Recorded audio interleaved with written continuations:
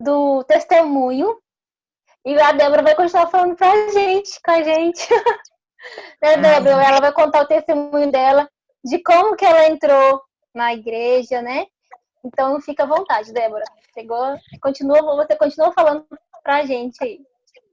então tá bom. Então, gente, boa noite, né, para todo mundo, para aqueles que eu não desejei, para aqueles que eu conheço e também, principalmente, para os que eu não conheço. Eu sou a Débora, eu moro aqui em Uberlândia tem 4 anos, mas eu sou natural de São Paulo, né? E como que foi assim, meu encontro com Jesus, né? Eu falo assim que Jesus ele me chamou ainda muito novinha. Eu conheci mesmo, tive o primeiro contato assim com a igreja, né? Que a igreja, lógico, com o tempo, mas principalmente com os irmãos, com pessoas cristãs, quando eu tinha 7 anos de idade. E eu conheci como? A minha prima, Silvana, que hoje também mora aqui em Uberlândia, ela veio da Bahia, né? Nós morávamos em São Paulo, eu e a minha família, minha mãe, meu pai e meus irmãos. E ela foi para São Paulo para morar com a gente. E ela, adventista desde criança, por ter sido criada com a minha avó materna, que também sempre foi adventista de muitos anos, faleceu inclusive, né? Graças a Deus nos pés de Cristo. E ela foi morar conosco em São Paulo. Isso eu tinha 7 anos. Desde o momento que ela chegou lá em São Paulo, né, ela começou a me levar à igreja. E algo que é um ponto muito importante é porque ela era uma jovem, ela tinha 19 anos. E assim, nesse período que ela morou conosco, foi um período de quase 4 anos, né? Até o meu finalzinho dos meus 10 anos, quase 11 anos. Depois ela casou, né?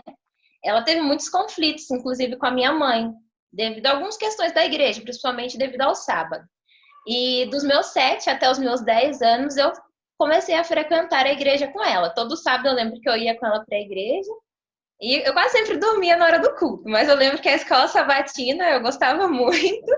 E tinha vários passeios na igreja, vários parques lá de São Paulo, como Ibirapuera, Parque da Luz, são parques bem conhecidos. A igreja era muito unida e sempre tinha muitos passeios. Inclusive, eu tenho várias fotos com várias crianças de lá que hoje são jovens, que eu conheço, né? Que são jovens adventistas. Hoje em dia eu já conheço eles, depois de adulto. Mas, enfim, depois desses meus 10 anos, esse período da minha infância que eu conheci a igreja, né, junto com ela, depois, com 10 anos, meus pais mudaram para o interior de São Paulo, que é Lorena, que na época, até os meus 10, a gente morou na capital. Nós fomos para o interior e a Sil, ela voltou para a capital para casar com o atual esposo dela hoje, né? O Eliseu. Conhecido de alguns também. E aí eu lembro que do meu período dos meus 11, né? Que foi o finalzinho dos 10, chegando no interior, eu fiz 11 anos. Dos meus 11 até os meus 14 anos, eu fiquei sem ir à igreja, porque ela não morava mais com a gente. E também na cidade que a gente morava, não tinha igreja adventista, né? Que era Canas. Antes de ir para Lorena, era Canas. Era uma cidade bem pequena e não tinha igreja adventista. E eu lembro que com os meus 12 anos, eu fiz um estudo bíblico com uma outra denominação, que a minha mãe fazia também, e comecei a frequentar alguns cultos deles, que eles chamavam reuniões. Só que eu fui nos cultos, eu até gostava das pessoas, principalmente eram jovens também que me davam estudo, eu tinha 12 anos na época, mas eu não sentia que aquele era o meu lugar ainda. Eu lembrava sempre da igreja que eu ia quando era criança, que era a igreja adventista, foi o primeiro contato com a igreja, né, que eu tive. Foi nesse período de 7 a 10 anos.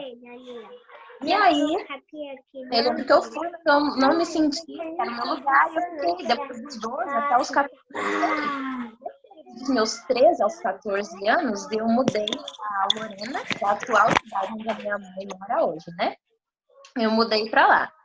E depois que eu mudei para Lorena, no finalzinho dos meus 14 anos, o meu irmão mais velho, Douglas, ele morou um período da infância dele com a minha avó, e ele era da igreja, né? Ainda na infância. Quando ele foi morar com a minha mãe na adolescência, ele deixou de frequentar. E então, nesse finalzinho dos meus 14 anos, um dia, era da época do Natal, mais ou menos. Ele me chamou e falou assim, Dé, vamos na igreja hoje? Vai eu, você e a Yara, que era a namorada dele na época, né? E nessa época ele tinha 18 anos, ele era também um jovem. E aí ele me chamou para ir e eu fui com ele. E naquele mesmo sábado que eu sentei naquela igreja, eu lembrei de tudo, assim, que eu tinha, a igreja que eu tinha conhecido na minha infância, né? Que era a mesma, só que só não era em uma outra cidade. E eu senti que aquele era o meu lugar. E isso foi no finalzinho de 2009. E aí, no sábado seguinte, a Silvana, minha prima, foi passar o ano novo com a gente, em Lorena, e eu fui com ela novamente à igreja. E naquele mesmo sábado, eu pedi, tinha uma jovem lá que chamava Bianca, eu perguntei para ela se ela conhecia alguém que dava estudo bíblico na igreja. E ela falou assim que ela. E tem um estudo bíblico com ela, a Bianca, uma jovem de 18 anos, e com a Stephanie e a Josi, que eram outras duas jovens de 16 anos. E aí, depois daquele dia, que foi em 2000, já era 2010, né? Eu fiquei no período de 10 meses estudando a Bíblia com essas jovens e já frequentando a igreja. E dia 20 de novembro de 2010, eu tinha já 15 anos, eu me batizei. Mas o que eu acho mais interessante na minha história de conversão, que é algo que eu até mesmo estava meditando agora, uns minutos atrás, é que no meu período aí, no meu período de conversão, que começou ainda na minha infância, Deus sempre usou jovens, pessoas muito jovens, que eram firmes com a sua fé, usou a minha prima, que mesmo com dificuldades, né, na minha casa, na época, que não tinha aceitação da fé dela, ela se manteve firme nos caminhos de Deus, até que ela me mostrou um pouco desse Deus maravilhoso, né? Depois, no meus finalzinho dos meus 14 anos, o meu irmão, mesmo não sendo mais adventista, ele me convidou a ir e eu fui. E eu tive um estudo bíblico com outras 3 jovens, com praticamente quase a minha idade. Então, algo que eu acho interessante é isso, como que Deus usou esses jovens no processo da minha conversão, né? E eu, como eu me batizei com 15 anos, eu era muito nova, né? Mas desde aquele dia que eu entrei naquela igreja, ainda com 14 anos, eu tive certeza que aquele era o meu lugar, que era aquela vida que Deus queria para mim, que não tinha outro caminho além daquele. E hoje, já com 25 anos, que eu tô ficando velha, tem 10 anos dessa história do meu batismo, né? Eu falo assim que não existe outro caminho melhor, de verdade. Eu falo que às vezes a gente pode cair, pode errar, né? Porque nós somos humanos, mas sair dos caminhos de Deus, sair dos pés de Cristo, isso não existe. Não, pelo menos eu, como humano, eu não me vejo sem Deus, né? Eu agradeço muito a Deus, que eu sei que tudo isso é a graça dele, é o amor dele, a misericórdia dele que me alcança a cada dia, né? E eu sou muito grata a Deus por esse amor, né?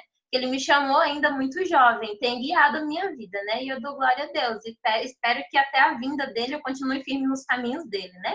Que mesmo que às vezes a gente se sinta mais fraco na fé, mas que Deus nos chame e a gente volte sempre para os caminhos dele.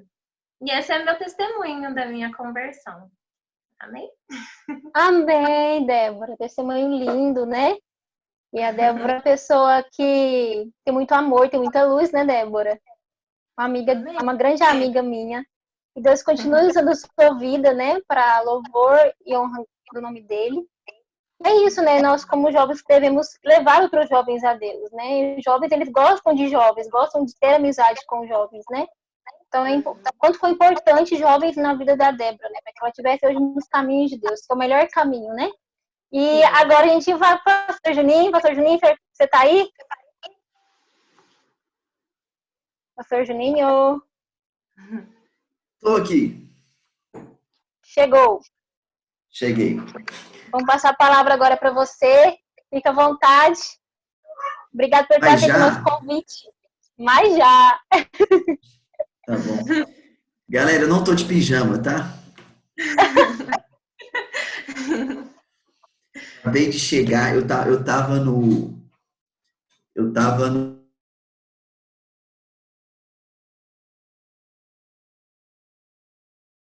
Travou só pra mim? Pastor Juninho. Acho que travou. Ih, parece que Ok. travou. Vamos esperar para ver se volta. Travou foi tudo.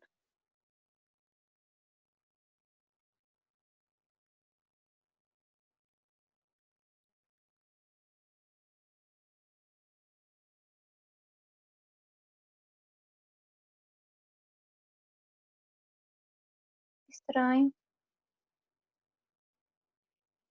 Acho que foi a internet dele, pô. A internet dele deve ter caído, ele deve estar conectando aí de novo. Voltou. Gente, eu também paguei minha internet, tá? Eu não sei o que está acontecendo, não. Beleza, galera. Boa noite, tudo bem com vocês? Boa noite.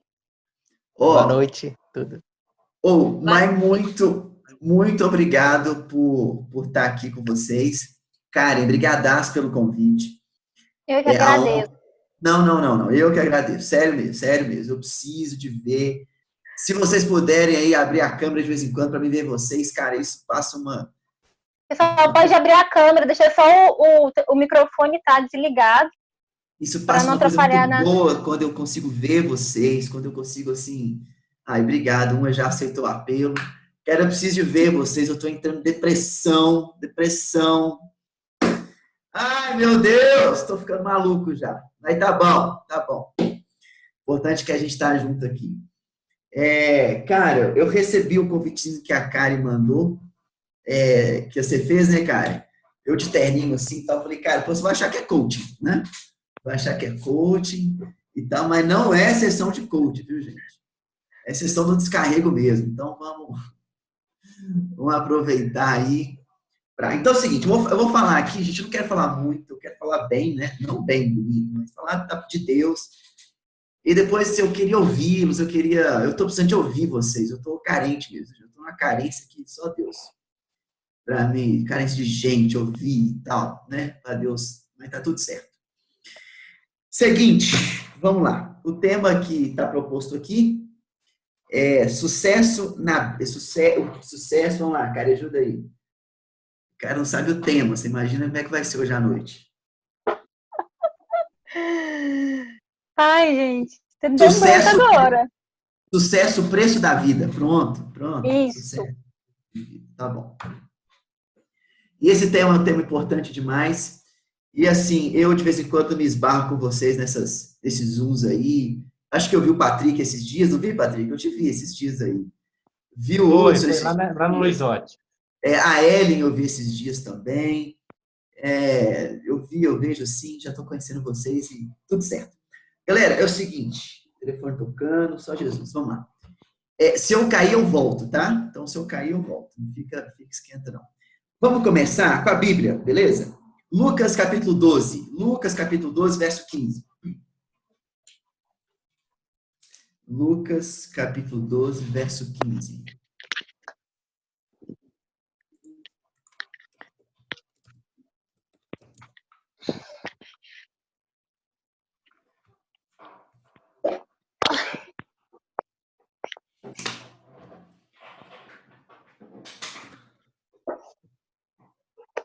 Eu queria muito estar num pequeno grupo com vocês agora, presencialmente. Lucas, capítulo 12, verso 15.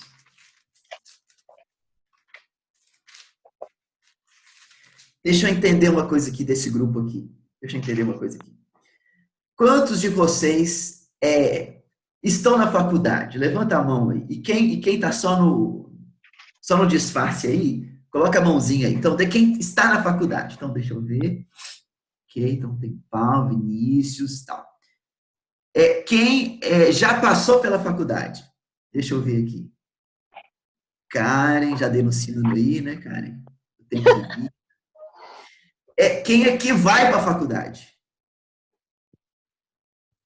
Não, beleza. Então, alguns aqui vão para... Então, tá. Então, nós estamos conjugando em 3 verbos. Ou três tempos, né? Ou esteve, ou está, ou foi. Eu acho que uma galerinha mais interessada aqui. Beleza. Eu queria começar um pouquinho dentro da Bíblia. Lucas 12, 15. É o seguinte, antes de ler o texto, eu vou pedir para alguém ler o texto, só vou contextualizar. Jesus está ali de boa. E aí tem uns fariseus lá perto dele. E os fariseus estão ali tentando colocar Jesus mais uma vez numa situação assim, difícil. E aí se coloca uma situação de 2 irmãos que estão disputando uma herança. Ok? E aí, você sabe que esse negócio de herança é complicado, né? Por exemplo, eu descobri aos 50 anos da minha mãe Caso de família aqui para vocês, viu? Porque no grupo, a gente pode ficar na superfície, não. Tem que contar da vida, tem que, né, se abrir mesmo. Então é o seguinte. Com 50 anos, minha mãe descobriu o pai dela. Imagina isso aí. 50 anos, ela descobriu quem era o pai dela. Barra pesada isso, né? Descobriu e tal. Ela descobriu o quê? Que a família do meu avô é uma família muito bem de vida. Amém? Amém. Amém, né? Falei agora que eu sempre tive olho de rico e bolso de pobre. Eu não sei se você sofre desse mal. Você sofre desse mal? Olho de rico e bolso de pobre? Meu olho só vai naquilo que não dá. Que não dá. Mas Jesus converte. E eu tô e a gente vai ficando pobre, então vai dar tudo certo. Então é o seguinte. Aí, depois de 4 anos que minha mãe conheceu o meu avô, ele morreu.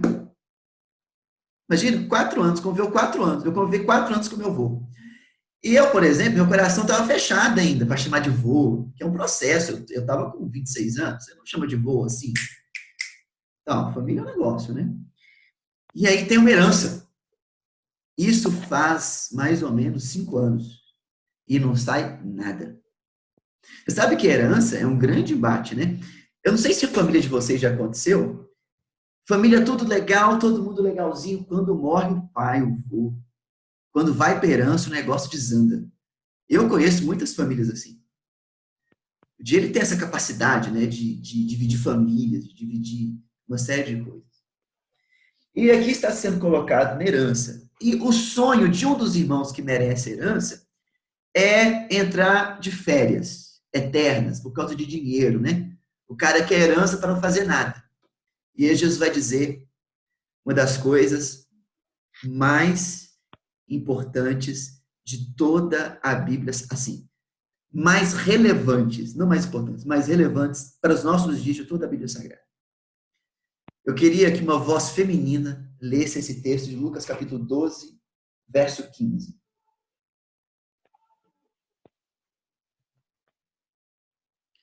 Uma de cada vez para não dar problema.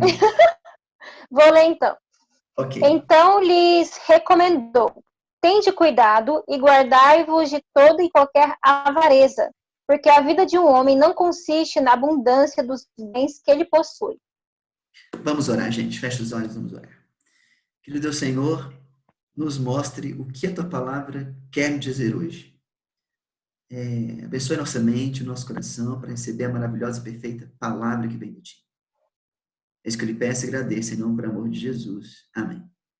Amém. Se liga. Se liga. Embora o Instagram diga outra coisa, a Bíblia diz isso aqui. A vida de um homem não consiste na abundância dos bens que ele possui. Vou repetir. A vida de um homem não consiste na abundância dos bens que ele possui. Tá tranquilo isso aqui? Ok? Então, a Bíblia Sagrada, ela diz que a nossa vida, ela não depende, ou a nossa felicidade, a nossa vida, ela não depende, ela não deriva dos bens que possuímos. Deixa eu te contar o que eu possuo de bem. Eu possuo de bem. Quais são os meus bens? Eu vou aqui declarar para vocês meu patrimônio. Eu tenho um carro faltando 12, que não é meu, é do banco, faltando 18 parcelas para quitar, e todo mês vem a facadinha do banco. E eu acho que é isso que se eu tivesse um bem, é isso. Cara, não é seu ainda não, hein? Não é meu, mas eu acho que é meu. Ah, fica achando que é meu. E assim, eu tirei carteira de maneira tardia. Tirei carteira tem 4 anos. Eu tinha um medo, eu tomei pau com 18 anos, e aquilo criou um bloqueio na minha vida. Aí vim morar em Uberlândia, eu tomei de novo. Falei, não vou tirar carteira. Aí fui para Uberaba, passei. Glória a Deus nas alturas. Só Deus sabe a alegria. É um negócio quando você tira carteira. Não para mim, que era zezão, tinha os meus bloqueios todos, me bênção demais. E aí, tirei carteira, aí comprei um carro e tal. Cara, que sensação boa. Gente, eu não sei se vocês já tiveram a sensação. Cara, eu fui lá em Belo Horizonte, comprei um carro sem ver. Meu pai, que escolheu o carro para mim, meu pai é dono de oficina mecânica lá em Belo Horizonte, escolheu, de procedência. Cara, quando eu voltei com o meu carro de BH ao Uberaba, quando era pastor lá, gente, que sensação. É muito bom. É muito bom. Eu espero que todos vocês, se não tiverem a sensação, que vocês tenham. Amém?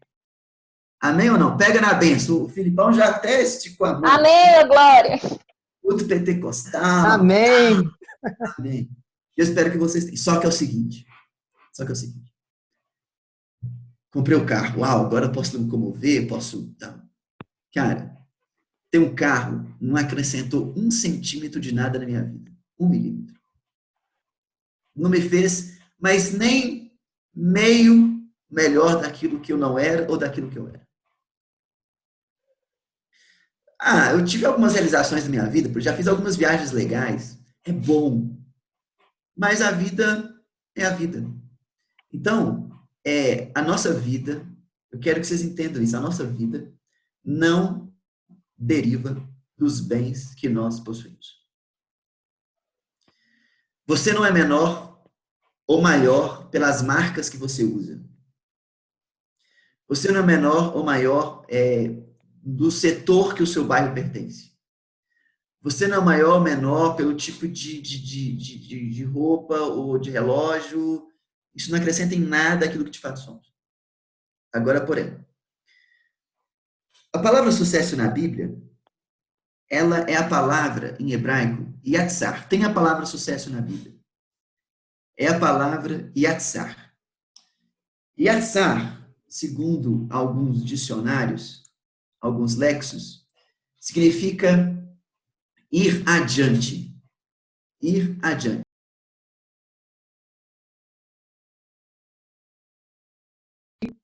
Dar conta dessas contas. Agora, nós também temos as contas a pagar no fim do mundo.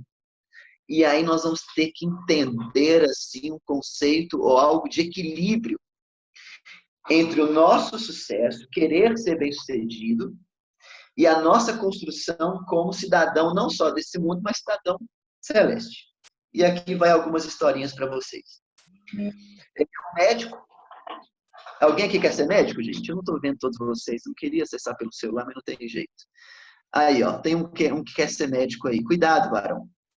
Mas que Deus te abençoe e que você seja médico. Você já está quase se tornando médico já, né? Tá terminando a faculdade, Matheus. Tá bom. Amém. Eu vou estar orando de noite. Mas é o seguinte, o médico me chama para visitar a casa dele. Cara, sabe aquelas casas assim que você tem vergonha de entrar? Cara, que casa. Eu me senti assim, indigno. E ele era um cara de uns 50, 60 anos. Ele falou, pastor, eu quero que você vá orar na minha casa, no meu lar. Eu falei, beleza, marca lá o horário com a família, chama a menina, e vamos lá, vamos orar. Aí quando eu entro naquela casa e tal, aqueles móveis, aquele sofá, aquela coisa toda, se eu gritasse, fazia eco, né? Por quê? Porque não tinha ninguém na casa. E aí, eu falei assim, doutor, que eu não chamo de doutor na verdade, né? Fulano, cadê a esposa? Ah, pastor, nos últimos anos eu fiz muitos plantões. Plantão demais. E meu casamento foi por água abaixo. E eu a gente está separando e tal. Pá. Aí, beleza. E os filhos? E os filhos? Pastor, é o seguinte, eu estava meio distante e aí eu e a mulher resolvemos que a gente ia colar no colégio interno mesmo. Que os meninos não tinham como ficar em casa, que não tinha como ninguém dar atenção. Era um casal de médicos, né? E ele me falou quanto que havia custado a casa. Aquela casa que havia custado 3 milhões de reais. É pouco ou muito? Dinheiro pra caramba, né? Só que vocês entendem que aquela casa não custou 3 milhões de reais? Vocês entendem isso? O preço O preço da casa é 3 milhões, o preço do sucesso. Mas o valor dele custou horas e horas e horas de ausência de um homem na sua casa e no seu lar. Aquela casa, sabe o que para mim era, na minha opinião, na minha humilde opinião? Era um mausoléu. Eu não sei se é assim que se diz, né? Um mausoléu, onde havia se enterrado uma família. Entende? Essa é uma história. Agora, eu conheço gente muito bem-sucedida que consegue lidar com a questão do sucesso, da carreira e da família. Mas nós temos que lembrar que a vida não é feita de sorte, a vida é feita de escolhas. Ok? Então, eu oro. O dia que vocês estiverem comigo, vocês sabem, vocês vão ver que eu oro pela prosperidade de vocês. Eu quero que todos vocês se tornem prósperos. E se alguns aqui forem ricos, louvado seja o nome do Senhor. Por quê? Porque vocês vão abençoar a obra de Deus. Entende? Eu quero que vocês abençoem a obra do Senhor. Eu quero que vocês sejam fiéis ao dízimo e oferta. Eu quero que quando eu precisar de 1 milhão para mexer num teto de uma igreja, que eu possa contar com vocês. Entende? Quero mesmo. Mas nós temos que pensar a respeito dessas realidades. E refletir sobre isso. Ok? E aí, eu queria pegar 2 exemplos de gente muito bem-sucedida na Bíblia. Vocês podem me dar um exemplo aí de alguém que vocês acham que foi bem-sucedido na Bíblia? Eu queria ouvi-los. José. Ah, beleza. Então, foi nesse mesmo que eu queria falar. Vamos lá.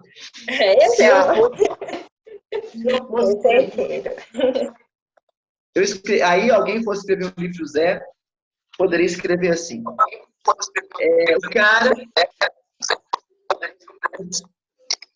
O cara foi vendido como escravo, virou governador. Não, olha que título para esse best-seller. De escravo a governador. Não é top? De escravo a governador? Não é demais? Sucesso? Só que é o seguinte. Vamos lá em Gênesis capítulo 45 comigo. Gênesis capítulo 45.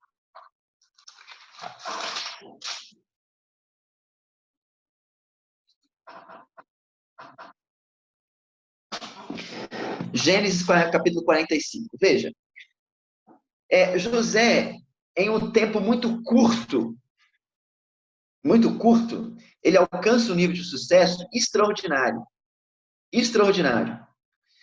E ele está vivendo a vida dele no Egito. Você sabe que José tem 2 filhos. Ele coloca um nome egípcio e outro nome hebreu. O significado do filho dele, do nome egípcio, é: o Senhor fez eu me esquecer da aflição na terra dos meus pais. José é um cara bem-sucedido. Ele quer se descolar da história da família dele. Ele coloca o nome egípcio no filho dele, se casa com a mulher egípcia. E o que acontece também? José, ele vai se tornando, de certa forma, egípcio. Se vocês pensarem, quando os irmãos de José foram visitar ele, eles não conseguem reconhecer ele, certo? Quando José adere à aparência da sociedade egípcia, com todas as suas maquiagens, seus paramentos, há um risco dele estar aderindo à essência daquela cultura. Jovens, quando nós aderimos à aparência de uma cultura, nós estamos caminhando para aderir à essência daquela cultura. Um dia eu posso vir aqui, com calma, falar sobre estética como valor social e essencial da vida. A estética é um valor, é um conceito. Mas esse aqui não é o caso. Beleza, a vida de José podia acontecer sem Gênesis 45. O cara foi de escravo a governador, de um período de tempo muito curto, Ele está mais ou menos bem resolvido, mas agora o passado vai chamar José. Você sabe que tem coisas que a gente deixa no nosso passado que a gente não quer ver de jeito nenhum. E aí, a gente vai entender um pouquinho sobre sucesso na Bíblia. Gênesis capítulo 45, verso 1. Eu queria uma voz masculina agora lendo aí. Verso 1 e 3. 1 e 2, desculpa. Gênesis capítulo 45, verso 1 a 2.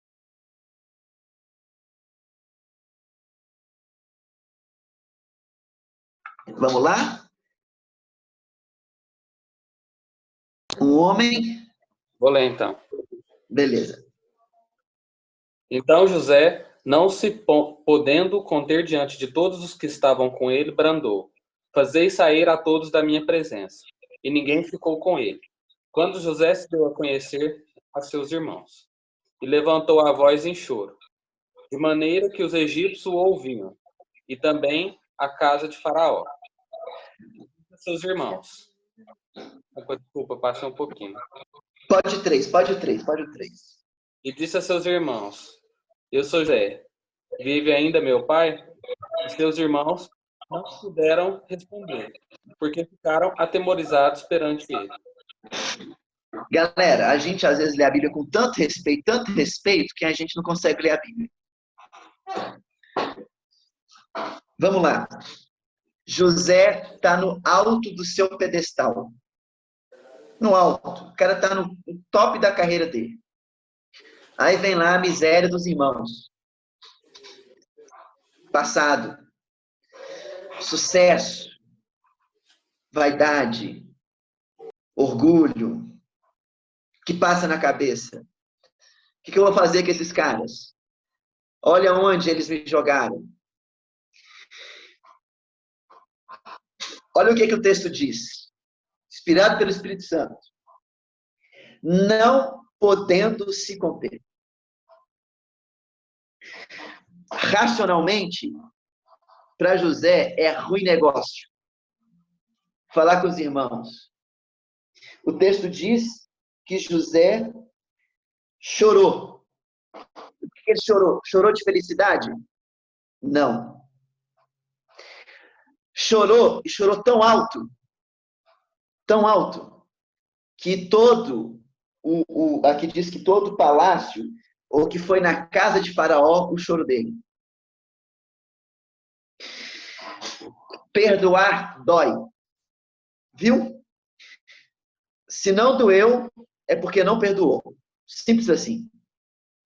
Porque uma coisa é você fazer acordo. O acordo é o seguinte, gente, ó. Ô, fulano, você errou comigo aqui. Eu vou... Nunca mais você cometa isso comigo. E agora a gente caminha. Isso é acordo. Perdão é quando a gente vai daqui para frente. É outra coisa. Na minha opinião, não tem isso aqui na Bíblia, não. Minha vivência me diz o seguinte: a capacidade de perdoar separa o cristão maduro do cristão imaturo. O perdão é o que separa o discurso da prática religiosa. José é bem-sucedido, mas o sucesso real dele passa por Gênesis capítulo 45, quando ele vai ter que reagir ao passado, ou com a indiferença, com a mágoa, ou com o perdão. José passa no teste. Ele não fala assim com os irmãos: ó, seus mortos de fome, vocês estão aqui, mas é o seguinte, jogar no poço nunca mais. Ele diz assim: cadê papai? Como é que papai está? É daqui para frente. Por quê? Porque não dá para construir sobre escombros, né? Sucesso. A gente só pode aferir que José de fato foi bem sucedido por causa de Gênesis capítulo 45. Eu oro para que vocês tenham sucesso, já disse sobre isso. Mas é o seguinte: o dia que você achar que a igreja está fazendo você perder tempo, para você alcançar seus objetivos, você está fumado. O dia que você achar que sábado seria um dia de ganho na sua rotina de estudos aí, você tá caminhando por um caminho perigoso. O dia que você olhar para a igreja e achar que isso aqui não te pertence mais, ou que a galera da igreja já não está na sua vibe, aí você está em problemas. José, a biografia dele, a beleza da biografia dele não pode ser concluída sem Gênesis 45, quando ele vai experimentar o perdão. Isso é sucesso. Aqui existe um equilíbrio entre aquilo que todas as oportunidades que Deus colocou diante de José, José aproveitou. Todas as oportunidades. Todas. Então, por exemplo, eu não sou ninguém para dar conselho sobre sucesso para ninguém, não. Mas eu tomei nota de algumas coisas aqui, que depois eu posso passar para cá, ela pode mandar para vocês, sobre como é que você vai construir seu sucesso. A primeira coisa que eu percebi, que pessoas bem-sucedidas, elas são flexíveis. E elas sabem lidar com prazos, situações assim. A segunda característica de uma pessoa bem-sucedida é que as pessoas bem-sucedidas são criativas. Elas têm um senso muito grande de inovação. Ai, meu Deus, a quarentena, não pode sair de casa e tal. Então, não tem PG? Tem, a gente faz Zoom. Criatividade.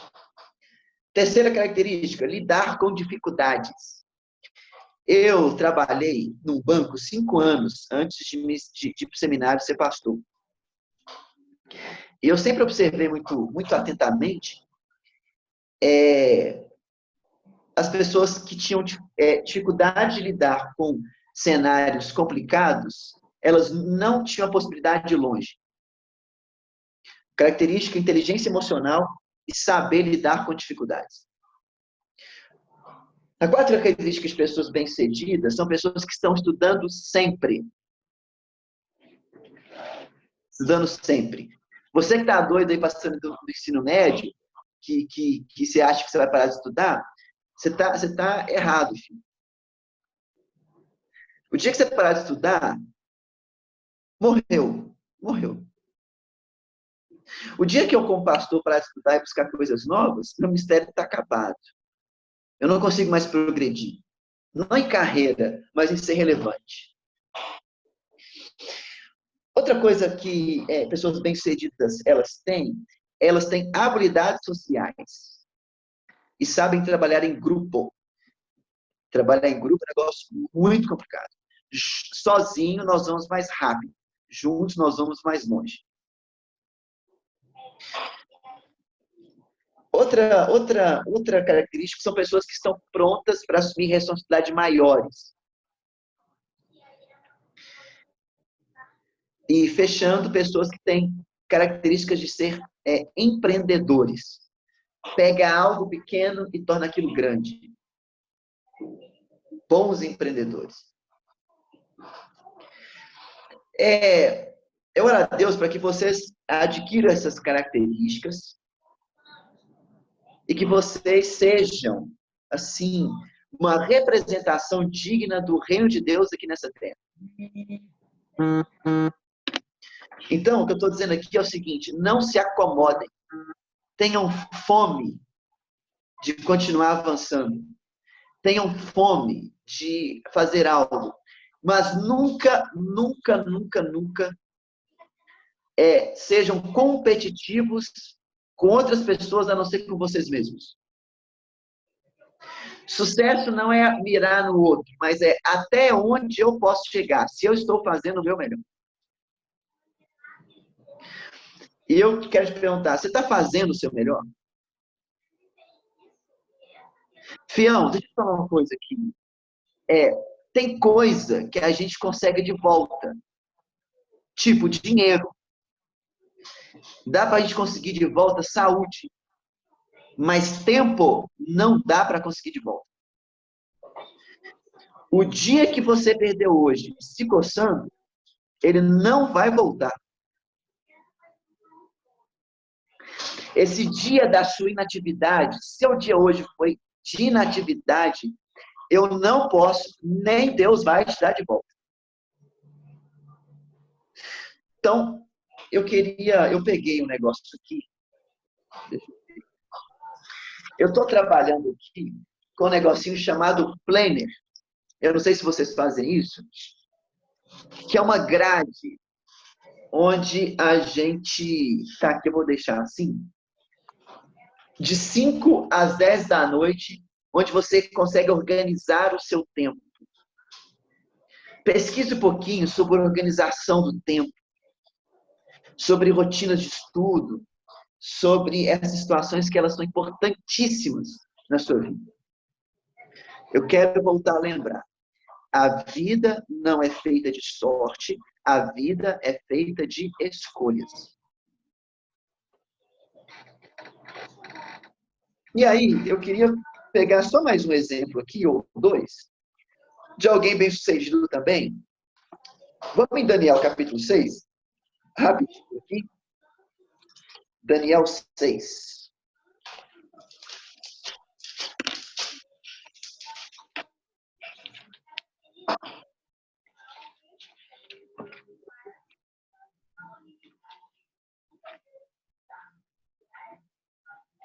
Daniel 6:4.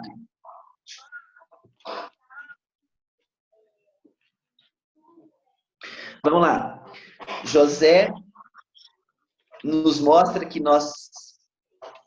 não dá para ser bem-sucedido sem esquecer o nosso passado.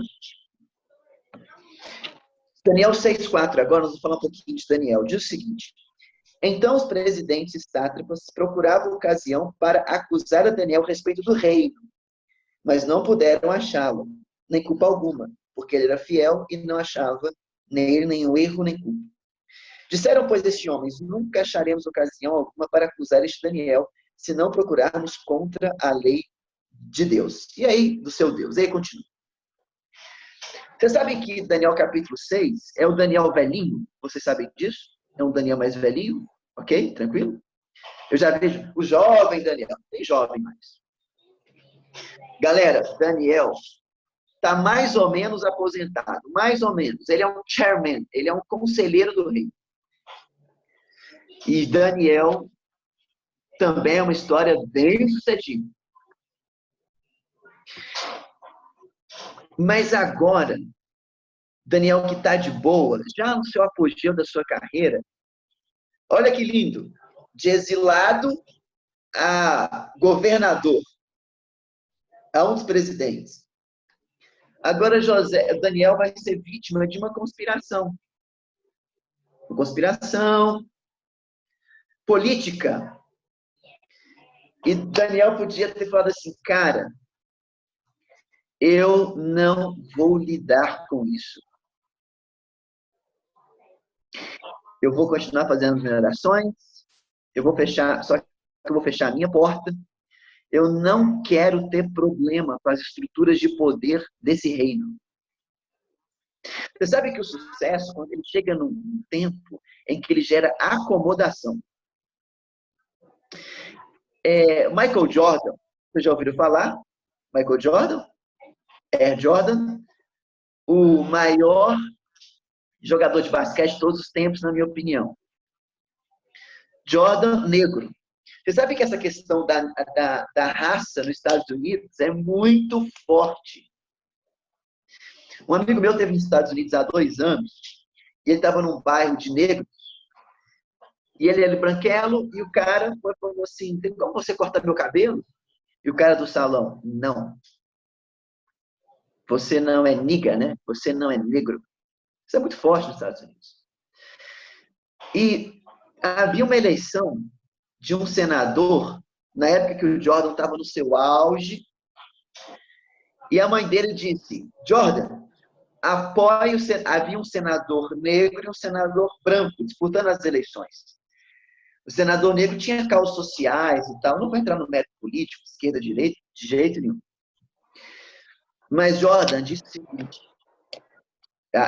ele respondeu um repórter que perguntou, e aí, Jordan, quem você vai apoiar? E o candidato negro era democrata. E Jordan respondeu assim, republicanos também compram tênis. O Michael Jordan era a maior peça publicitária da Nike para vender tênis. Tanto que ele tinha tem uma linha, né, chamada Air Jordan. O sucesso nos coloca em zona de conforto e nos domesticam. E nós deixamos de lutar por causas, por pessoas e enfrentar batalhas espirituais. Daniel já havia tido vários testemunhos da sua fidelidade, mas Daniel capítulo 6 era necessário naquele momento para aquele indivíduo. Não dá para falar de Daniel bem-sucedido sem falar em Daniel capítulo 6. Como é que Daniel vai responder a isso? Abre a janela e oro. Nunca se esqueça de onde você veio. E nunca se esqueça de quem te colocou onde você está. Galera, Cara, eu fico louco. Alguém tem algum pedido de oração aqui na classe? Ai, pastor, porque eu vou fazer um curso e eu estou querendo que Jesus abençoe para passar no vestibular. Passa, a criatura passa no vestibular. Um ano depois. É nós que as colegas de faculdade. Melhor turma do mundo. Turma 65. Vai que é nós o bonde. Eu nem conheço vocês, galera. Não estou fazendo acusação nenhuma. Eu estou dizendo que os meus olhos veem e meu coração se entristece.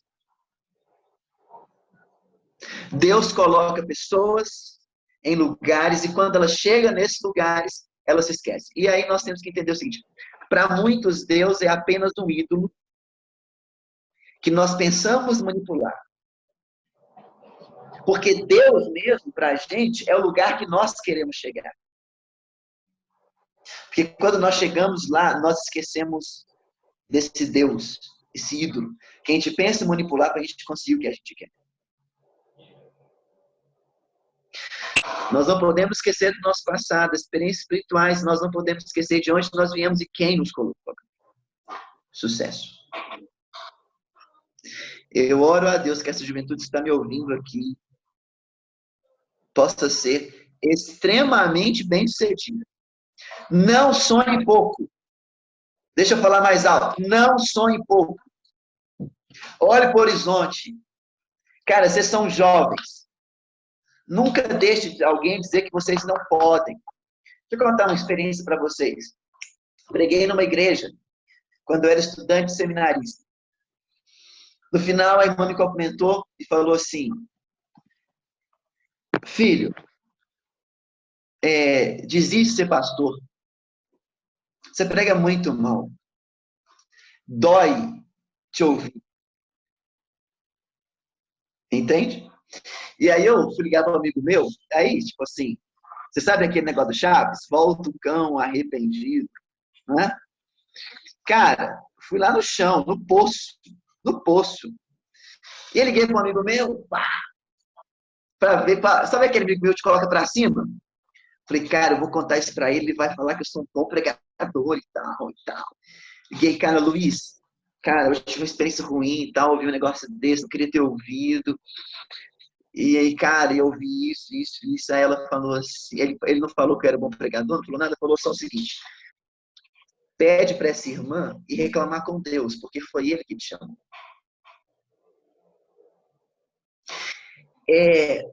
Não deixe que as pessoas pisem, ou a título de sinceridade, machucar vocês e dizer que vocês são limitados. Sonhe alto. Só que nunca esqueça quem essa união entre o nosso esforço e a bênção de Deus E quando vocês chegarem lá, nunca se esqueçam quem os colocou lá. Nunca se esqueçam. Mas, jovens, acordem. Acordem.